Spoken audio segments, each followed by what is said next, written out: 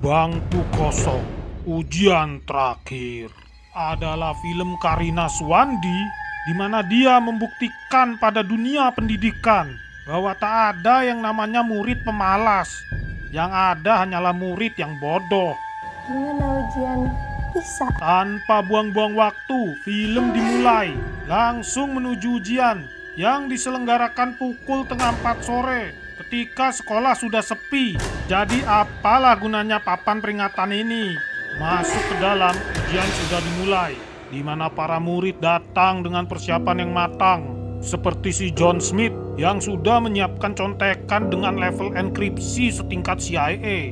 Tapi tidak semua siswa memiliki otak secemerlang John Smith. Contohnya Udin dan Dadang yang masih menggunakan teknik-teknik tradisional yang membuat mereka kegap dengan mudah oleh kepala sekolah. Mereka curang, mereka kerjasama Pak, bawa mereka ke ruang hukuman. Setelah menyaksikan Udin dan Dadang gagal mengecoh mata dewa, Sinta dan Jojo mengubah strategi gerilya mereka menjadi perang terbuka. Saya tidak mentolerir adanya ketidakjujuran di sekolah ini. Mantap. Loh, kok dihukum? Bukankah transparansi bagian dari kejujuran? Ke ruang hukuman sekarang juga. Sekarang! Itu akibatnya kalau lu percaya mentah-mentah kata-kata guru lu. Lantas mereka dibawa ke ruangan ini, di mana Sinta dan Jojo beradu argumen tentang siapa yang menjadi penyebab ketahuannya mereka. Hansinal, tulisan lo tuh kecil, gue gak lihat. Tulisan kecil mata lu penyok. Ini ujian pilihan ganda, gemblong. Menyadari ketololan ini bisa menular ke murid lain, Karina lantas memanggil master ujian dari franchise Batman, The Riddler. Namun sayang beribu sayang, Riddler sudah pernah melihat hasil kolaborasi Indonesia-Amerika. Now that's impressive. Sehingga dia langsung cabut. Dan mau tak mau Karina harus ganti strategi. Ibu akan beri kesempatan. Emang ibu aja yang sentimen. Apa lu bilang? Bagian mana dari jurus klasik lu yang punya nilai sentimental? Kembali ke kelas, seorang siswi menangis karena di saat yang lain mendapatkan soal pilihan ganda, dia mendapatkan soal esai. Keunggulan sekolah ini tak bisa diperdebatkan lagi. Lihat aja siswi satu ini yang bisa mengerjakan soal, salah. Sekarang ketololan mereka sudah mulai menular. Karina mau tak mau harus memanggil orang pintar dari dimensi lain. Baik. Karena di sekolah sudah mulai gelap, tapi di tempat si Abah masih terang benderang. Abah segera ke sana. Untuk sementara, suruh mereka semua berdoa. Waduh, nulis saja mereka belum becus, disuruh berdoa. Tapi aksi dia menginspirasi siswa-siswi yang lain. Karena apabila ujian terus berjalan dengan normal, maka hanya John Smith yang berpeluang untuk lulus. Maka siswa ini berpura-pura jadi Venom KW yang kepanasan. Aksinya begitu menginspirasi dan membuat si soal esai menirunya. Gua nggak bisa menyalahkan dia karena sekolah ini memang sungguh terlalu. Lalu ada siswa ini yang belum pernah nonton Venom dan langsung lepas landas. Sejak kapan Venom bisa terbang? Turun lu goblok. Bikin malu aja, tak mau ketinggalan. Siswi ini mulai berjoget.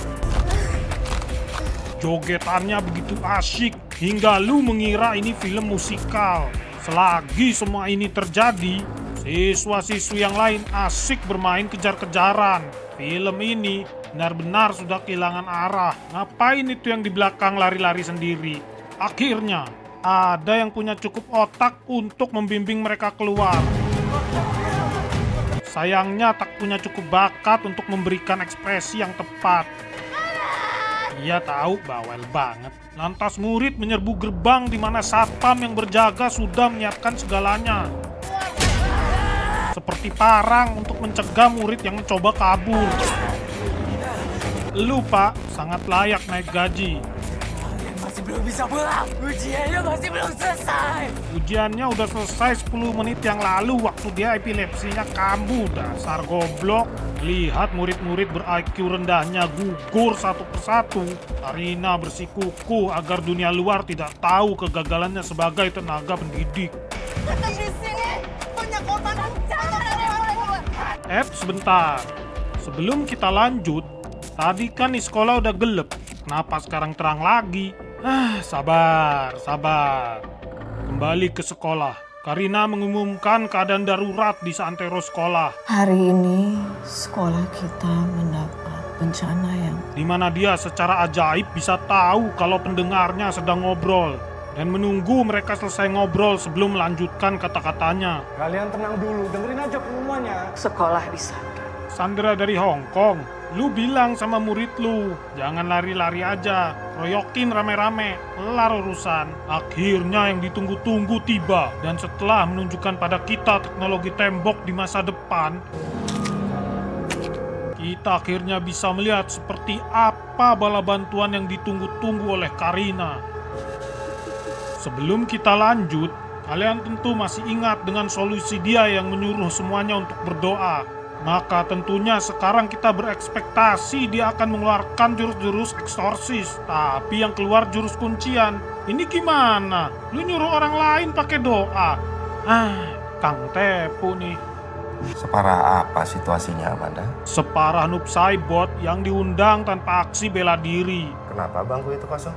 Tadi siang dia bunuh diri. Jadi ceritanya ada murid yang ketahuan nyontek. Dan karena rasa malu dia bunuh diri. Lu kira ini di Jepang? Kita Indonesia cuman malu kalau nggak punya duit. Sepertinya dia dendam sama semua murid yang ikut ujian. Nah, kalau ini baru benar sifat kita. Susah lihat orang lain seneng. Setelah menyetrika wajah si satpam, kita ditunjukkan bahwa murid-murid yang sebelumnya masih baik-baik saja telah diculik ke dimensi lain.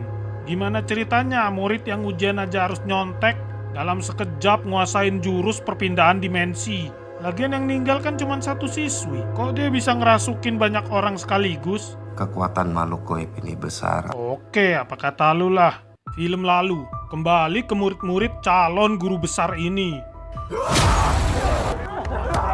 Lu apaan sih, itu kan sahabat gua? Dia cuma kerasukan, Pak Yudi. Meski masa depan pendidikan Indonesia terlihat horor, setidaknya masa depan Panjat Tebing terlihat cerah. Ya, gue tahu. Mulutnya perlu kita jahit dulu sebelum tanding. Lalu kita dikejutkan dengan kemunculan siswi itu di lapangan di atas tiang. Dan setelah turun, dia langsung memamerkan jurus barunya yang dikuasai hanya dalam beberapa jam setelah kematiannya. Kalau lu cepet belajar gitu, kenapa lu harus nyontek, kampret? Setelah puas menyerang murid-murid bodoh lainnya, sekarang waktunya dia berhadapan dengan lawan yang lebih real.